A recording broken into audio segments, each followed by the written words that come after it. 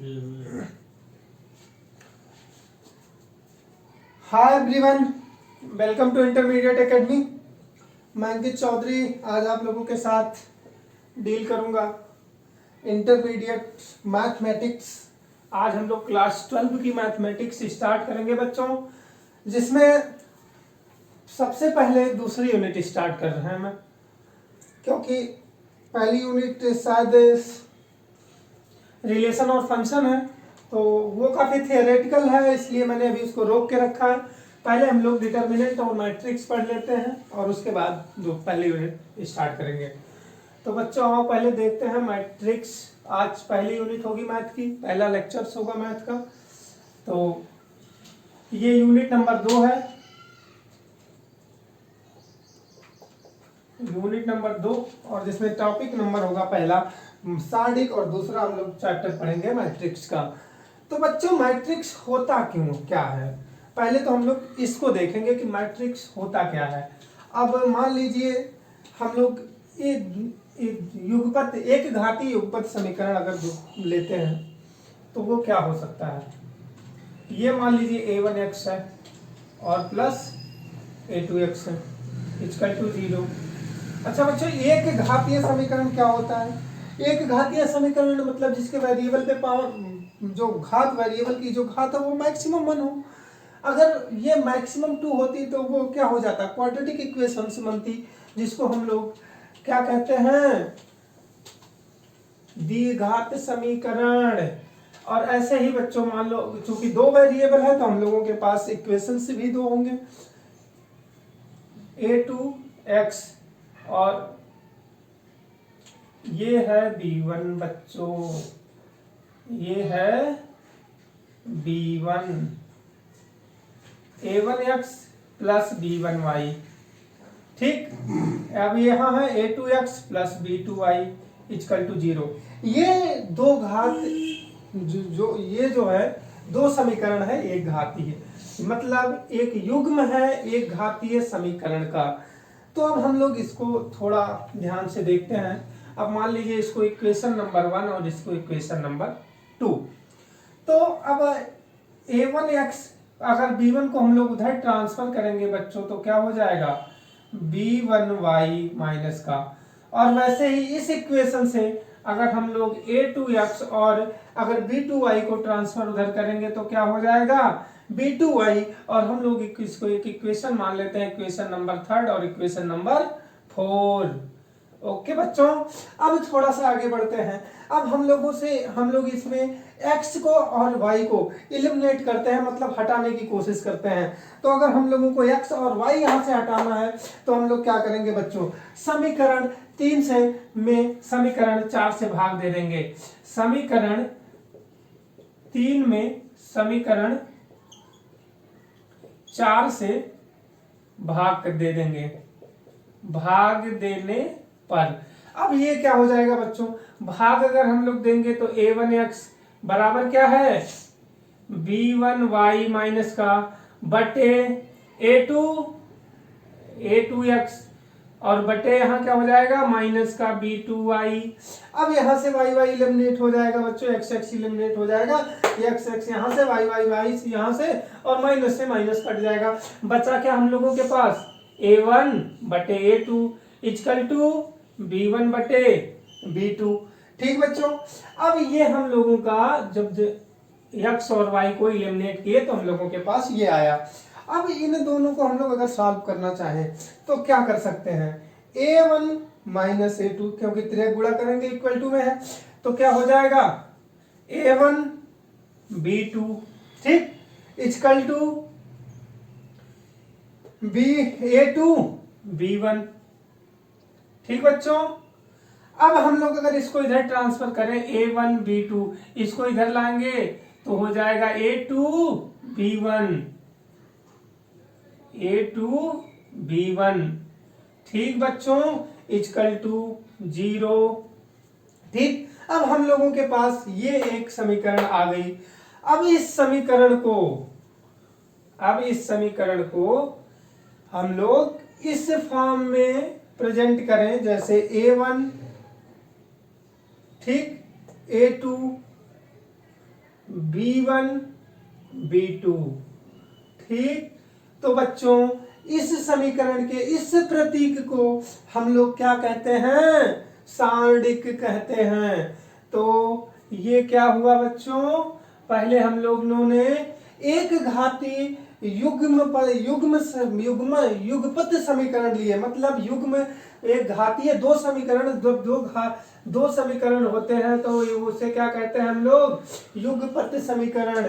तो अब दो समीकरण को सॉल्व किया हम लोगों ने, फिर एक्स वाई को एलिमिनेट किया, a1 बटे a2 इक्वल टू b1 बटे b2 आया। इसको हम लोगों ने तिर्यक गुणा किया, ये बना, इसको इधर ट्रांसफर किए, ये बना।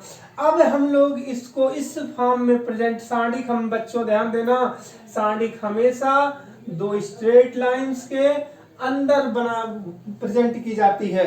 तो अब हम लोग इसको इस फॉर्म में, इसके इस प्रतीक को हम लोग क्या कहते हैं बच्चों?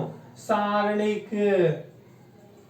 ठीक, अब ऐसे ही मान लो ये इक्वेशन 3 वेरिएबल के फॉर्म में होता, मतलब x y z के फॉर्म में, तो बच्चों क्या बनता?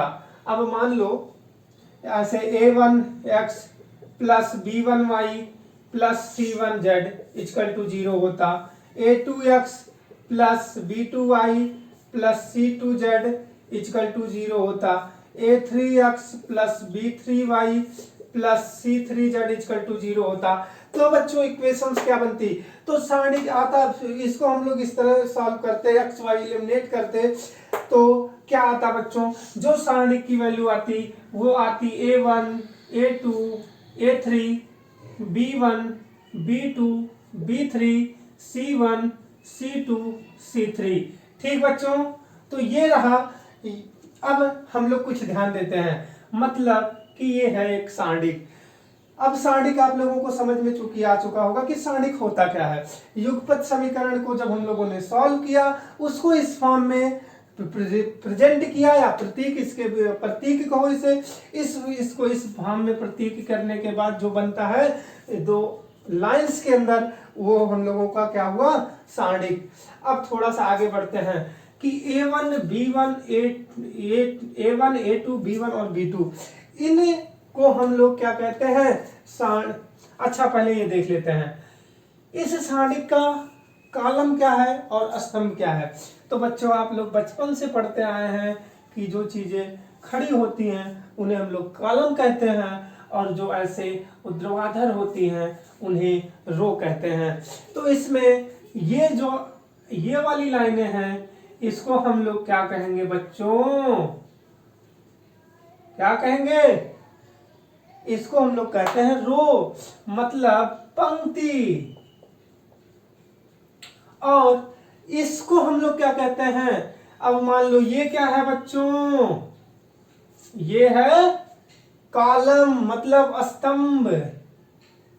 क्या हो जाएगा? स्तंभ। तो किसी सारणिक में अब आप लोग ये तो समझ जाएंगे कि कितनी पंक्ति और कितनी स्तंभ है। अब इसमें कितने पंक्तियां हैं? 1 और 2। कॉलम कितने हैं? 1 और 2। अब इसी तरह अगर ये 3 है तो यहां देखो 1 पंक्ति 2 पंक्ति और 3 पंक्ति।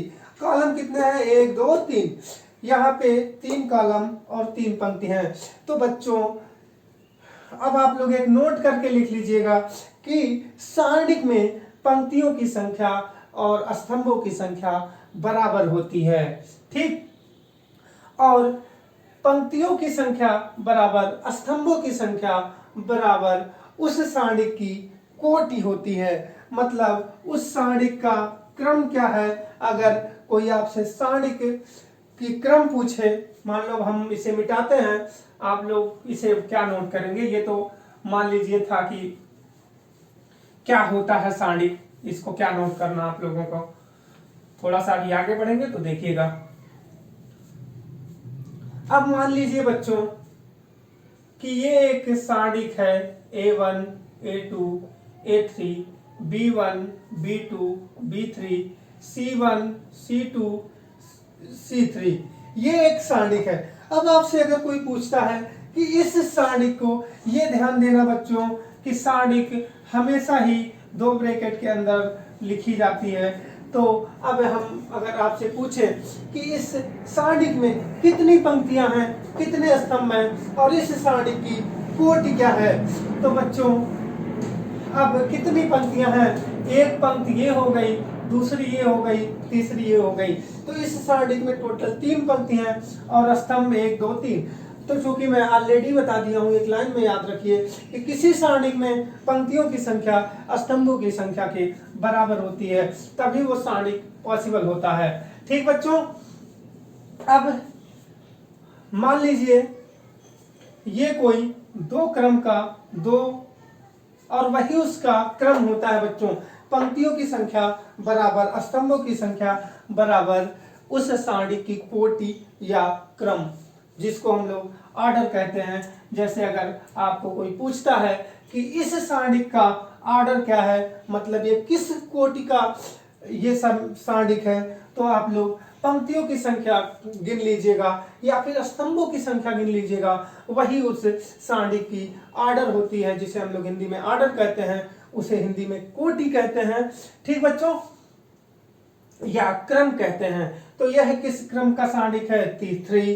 किस कोटि का सारणिक है, क्योंकि कोटि और क्रम ये दोनों एक ही चीज होती है, जिसको हम लोग इंग्लिश में ऑर्डर कहते हैं। तो बच्चों अब आप लोगों को पंक्ति क्या है और स्तंभ क्या होती है और ऑर्डर क्या होती है, ये 3 चीजें आपको समझ में आ गई होंगी। अब हम लोग मान लीजिए ये कोई, ठीक, ये कोई 2 सेकेंड ऑर्डर का एक सारणिक है, B1 B2। ठीक बच्चों, तो अब ये क्या है, A1 A2 B1 B2, ये क्या है, इस सारणिक के अवयव हैं। ठीक, इस सारणिक के अवयव हैं।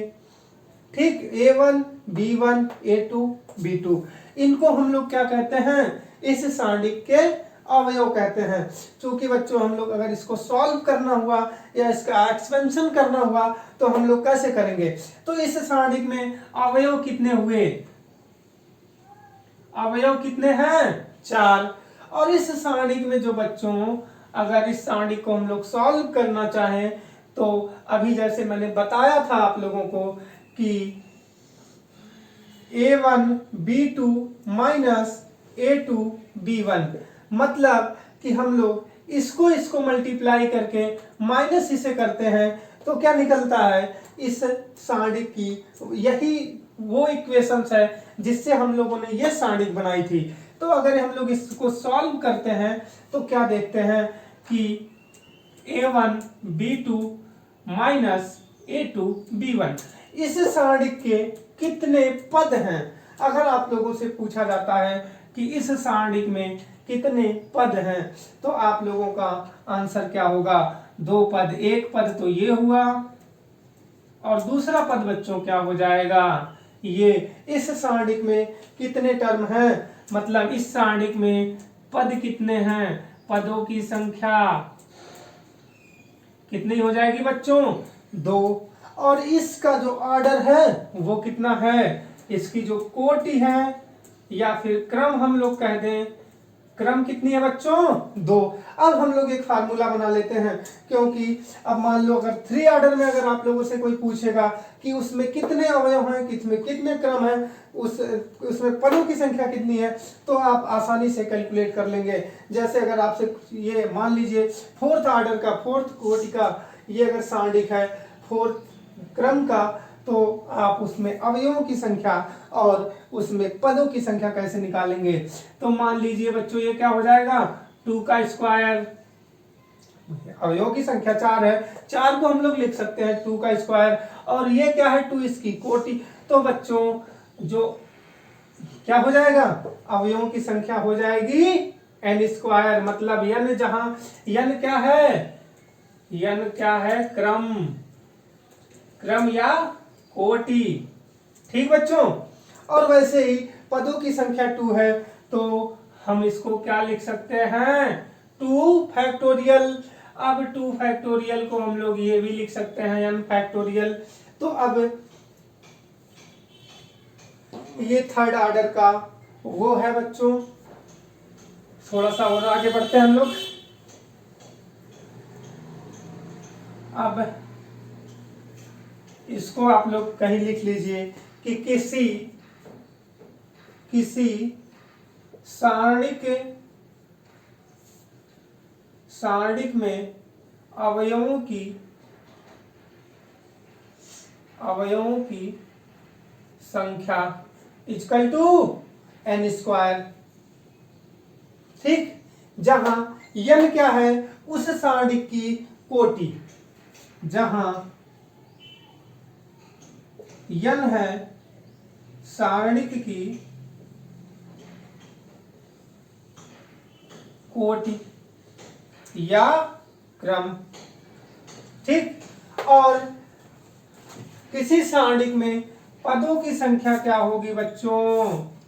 पदों की संख्या क्या होगी? पदों की संख्या होगी n फैक्टोरियल, और n क्या है, उस सारणिक की कोटि या क्रम। ओके बच्चों, अब हम लोगों की कुछ चीजें खत्म हो गई। जैसे आप लोगों ने देखा कि सारणिक क्या होता है, सारणिक में रो क्या होता है, स्तंभ क्या होता है, सारणिकों की कोटि क्या होती है, और क्रम क्या होता है। ठीक बच्चों, अब थोड़ा सा हम लोग और आगे बढ़ते हैं कि अब मान लीजिए एक चीज, अगर मान लीजिए 3 ऑर्डर की एक सारणिक है आपके पास, मान लीजिए A1 A2 A3 और B1 B2 B3 C1 C2 C3। तो बच्चों इसका एक साइन होता है, एक साइन कन्वेंशनल फार्मूले होते हैं जो एक निर्धारित हुई है मैथमेटिक्स में, कि उस क्रम को आप लोग ध्यान में रख के सारणिक को एक्सपेंशन करेंगे, मतलब सारणिक का प्रसार करेंगे। सारणिक का जो पहला अवयव होता है वो होता है पॉजिटिव, और उसके बाद निगेटिव, उसके बाद पॉजिटिव, और फिर निगेटिव, फिर पॉजिटिव, फिर और ये ऐसे होता है बच्चों। मतलब ये सारणिक का क्या है, चिन्ह है, सारणिक का चिन्ह। ठीक बच्चों, ये तृतीय क्रम के सारणिक का चिन्ह है, तृतीय क्रम के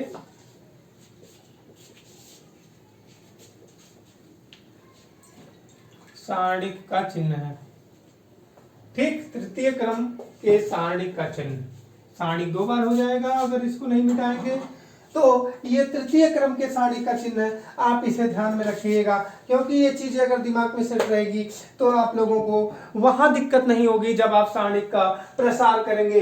क्योंकि अभी हम लोगों ने ये जरूर सीखा है कि सारणिक होता क्या है, उसका क्रम क्या होता है, क्रम हम लोग कैसे जानेंगे, उसके में पंक्तियां क्या होती हैं और उस स्तंभ क्या होते हैं, और किसी सारणिक में अवयवों की संख्या कैसे निकालेंगे, या फिर वैसे तो आप सेकंड में हम लोग देख सकते हैं कि गिन लेंगे पदों की संख्या, वो तो हम लोग गिन लेंगे कि अवयवों की संख्या कितनी है, 1 2 3 4। और वैसे ही अगर तृतीय क्रम का सारणिक है तो उसमें भी अवयवों की संख्या गिन सकते हैं हम लोग। लेकिन अगर बच्चों आप लोगों से यही चीजें 8 क्रम की या 7 क्रम में, या से वैसे ये पूछा नहीं जाता है, लेकिन ये जरूरी है कि आप लोग इसे जाने। तो बच्चों ये होता है। अगर अब तो मैंने आप लोगों को लगभग थियरी कंप्लीटेड है, सवाल कराऊं क्या? नहीं, अभी थोड़ा सा और एक चीज देख लो। अगर मान लीजिए अगर आपको दिया हो कि कोई एक क्रम का सारणिक हो, मतलब उसमें आप पंक्तियां कितनी होंगी और आवेश कितने होंगे, ये तो आप लोग जान ही रहे हैं कि किसी सारणिक में पंक्तियों की संख्या स्तंभों की संख्या बराबर होती है, और जितनी उसकी पंक्तियों या स्तंभों की संख्या होती है वही उस सारणिक की कोटि या क्रम होता है। तो अगर मान लीजिए कि 1 ऑर्डर का, मतलब 1 क्रम का एक आपको सारणिक है, तो अगर ये मान लीजिए 2 है तो इसकी वैल्यू बच्चों क्या हो जाती है, 2।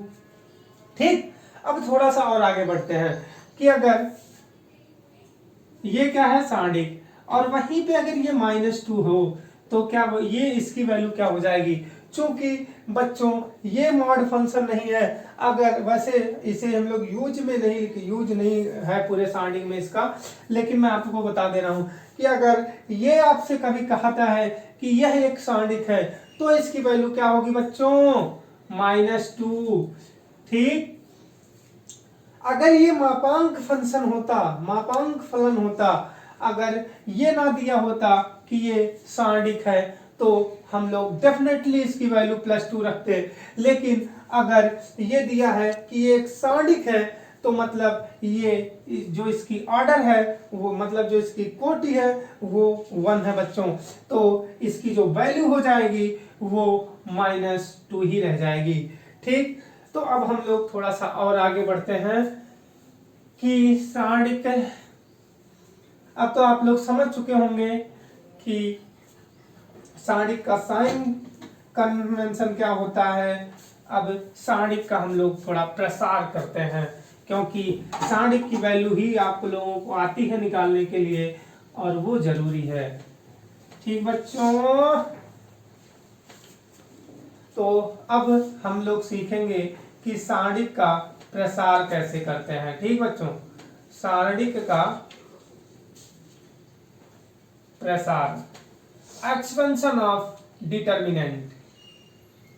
ठीक, सारणिक का प्रसार कैसे करते हैं। नंबर 1, द्वितीय क्रम का सारणिक, द्वितीय क्रम के सारणिक का प्रसार, सारणिक का प्रसार। द्वितीय क्रम की सारणिक बच्चों क्या होती है, A1 A2 B1 B2, यही होती है ना। द्वितीय क्रम के सारणिक यही होती है, A1 A2 B1 B2। अच्छा, मैंने आप लोगों को बताया नहीं एक चीज, ये क्या होता है बच्चों, ये होता है मुख्य विकर्ण। इसको हम लोग कहते हैं प्रिंसिपल डायगोनल। ठीक, इसे हम लोग कहते हैं मुख्य विकर्ण।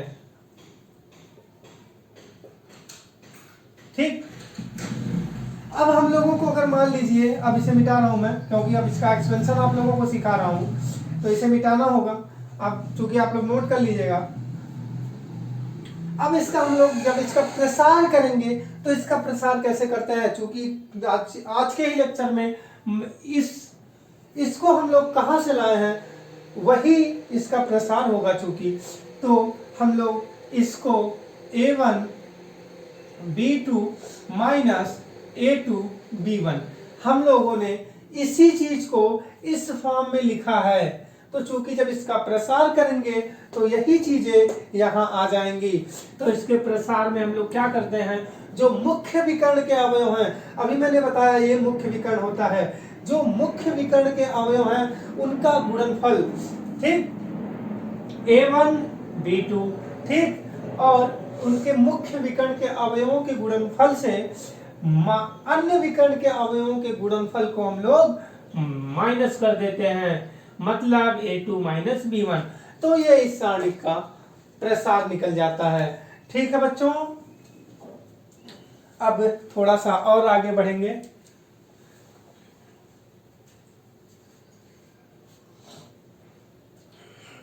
तृतीय क्रम का जो सारणिक है उसका प्रसार कैसे करते हैं हम लोग, तृतीय क्रम के सारणिक का प्रसार। अब बच्चों यहां उसका क्या जूम कर रहा है,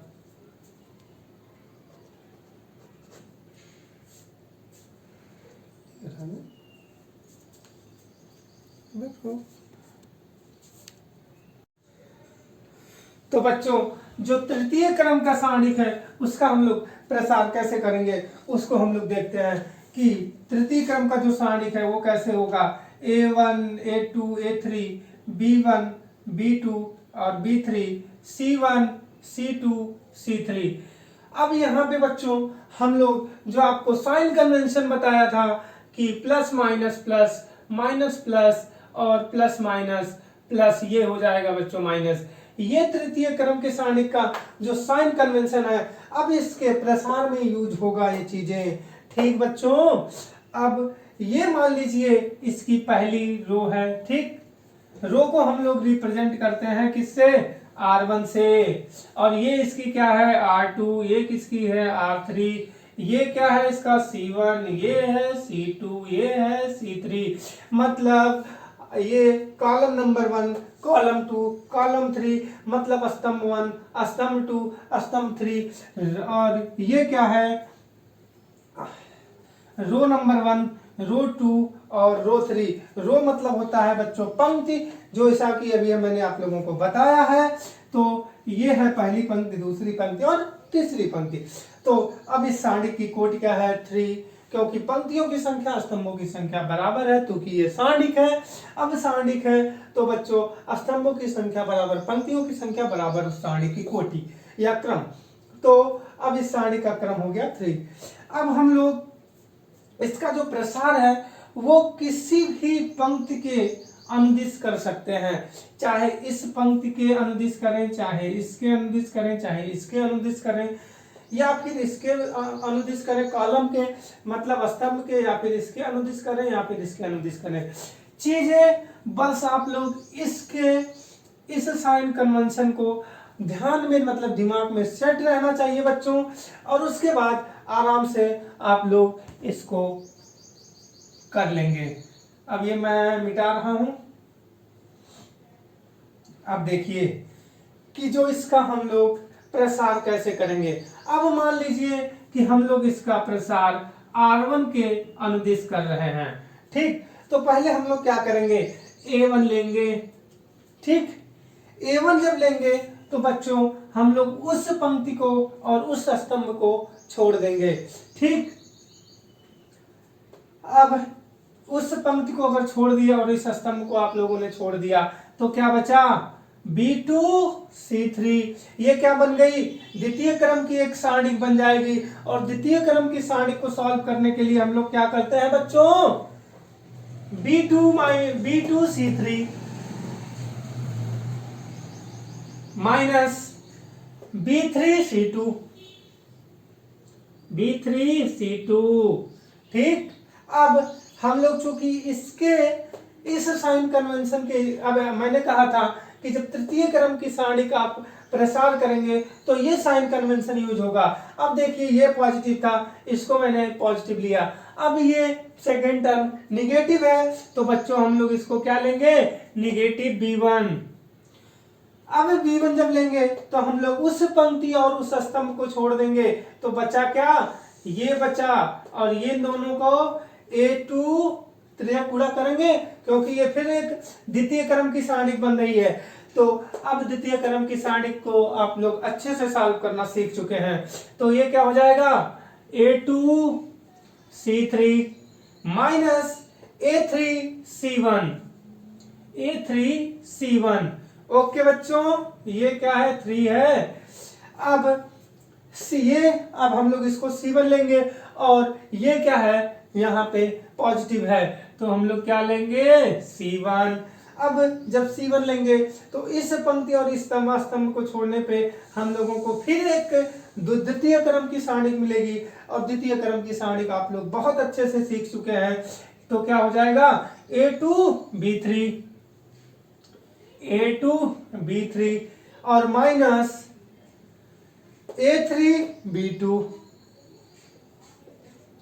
ठीक बच्चों, तो अब क्या है, अब हम लोग इस सारणिक को आराम से सॉल्व कर लेंगे, और उस सारणिक का जो मान है वो हम लोग यहाँ से कैलकुलेट कर लेंगे। क्योंकि बच्चों मैंने पहली पंक्ति के अनुदिश इसका प्रसार किया है, आप लोग इसी तरह दूसरी पंक्ति, तीसरी पंक्ति, या फिर किसी भी पंक्ति या किसी भी स्तंभ, मान लीजिए अगर आप लोग स्तंभ के अनुदिश करते तो क्या आता कि यहाँ पे A1 तो आता, लेकिन अब हम लोग इसको छोड़ते और इसको छोड़ते तो B2 C3 minus B3 C2 आता। फिर हम लोग इसको लेते तो इन दोनों को बच्चों छोड़ते हैं, इस रो और इस कॉलम को। मतलब हम लोग जिस अवयव को लेते हैं, जिस अवयव के अनुदिश प्रसार करते हैं, उस कॉलम और उस स्तंभ को छोड़ देते हैं। ठीक, अब आप लोगों को प्रसार करना आ गया। अब मान लो फोर्थ ऑर्डर तो आपके सिलेबस में नहीं है, तो चौथे मतलब फोर्थ ऑर्डर की जो डिटर्मिनेंट है उसका प्रसार आपके सिलेबस में नहीं है। ठीक है बच्चों, तो अब हम लोग एक सवाल देखते हैं और उसके बाद आप कुछ सवाल जो कुछ क्वेश्चंस आप लोगों के बुक में हैं वो सॉल्व करिएगा। और फिर नेक्स्ट प्रॉपर्टी में हम लोग सारणिक के गुण पढ़ेंगे। अब हम लोग एक अच्छा सा सवाल देखेंगे जिसमें सब कुछ डील करेंगे, जो भी आप थियरी मैंने पढ़ाया है। अब मान लीजिए एक थर्ड ऑर्डर का डिटर्मिनेंट है। ठीक, यहां मान लीजिए 3 है, यहां 4 है, यहां 2 है, यहां 6 है, यहां माइनस का 2 है, यहां 5 है, यहां क्या है 1 है। 1 नहीं, इसको हम लोग 4 मानेंगे, इसको 1 मान लेते हैं, इसको 3 मान लेते हैं। अब इस सारणिक में अब हम लोग एक एक चीजें सीखेंगे। इस सारणिक में स्तंभों की संख्या क्या है बच्चों? स्तंभों की संख्या क्या है? कितने स्तंभ हैं? 1 2 3 बराबर 3। अब पंक्तियों की संख्या क्या है इस सारणिक में? पंक्तियों की संख्या क्या है बच्चों? पंक्तियों की संख्या क्या है? 1 पंक्ति, 2 पंक्ति, 3 पंक्ति, तो क्या हो गया 3। अब ऑर्डर, उसका क्रम क्या होता है? मतलब कोटि या क्रम। ठीक, कोटि या क्रम क्या है बच्चों? अब कोटि क्या होती है?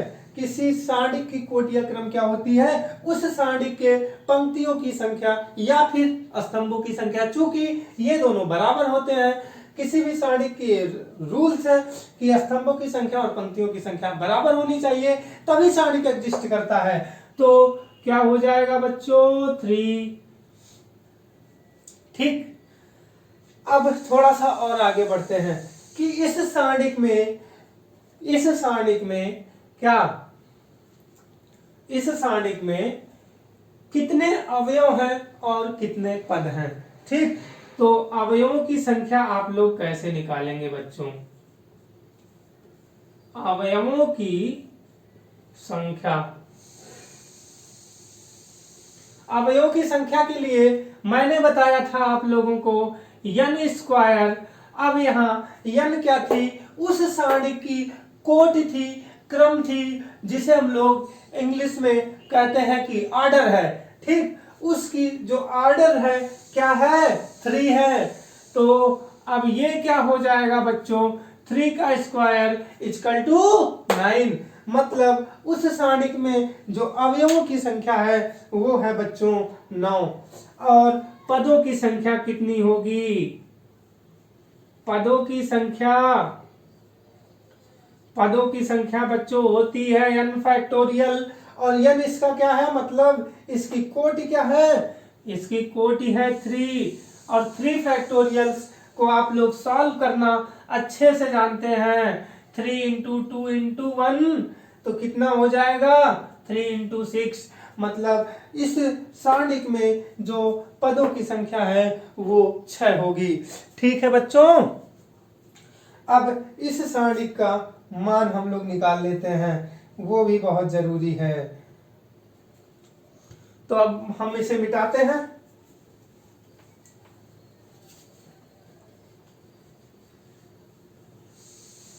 अब सारणिक का मान हम लोग कैसे निकालेंगे? अभी आप लोगों को मैंने एक प्रसार सिखाया है और उसी से ही सारणिक की वैल्यू निकलती है, ये भी आप लोगों को पता है। अब चूंकि मैंने वहां जो सारणिक का मान किसी इस पहली पंक्ति के अनुदिश प्रसार किया था, अब मैं यहां से करता हूं। चूंकि सारणिक का मान किसी भी पंक्ति के या किसी भी स्तंभ के अनुदिश प्रसार करके आप लोग निकालेंगे, सारणिक का मान सेम आएगा। ठीक है बच्चों, अब मैं यहां से कर देता हूं या फिर आप लोग कहिए तो यहीं से कर दूं। ठीक है, जैसी आप लोगों की मर्जी, मैं आप लोगों को पंक्ति जैसे थ्योरी बताया था वैसे ही क्वेश्चन भी बता रहा हूँ। नेक्स्ट क्वेश्चन में हम लोग देख लेंगे कि इसके प्रसार भी।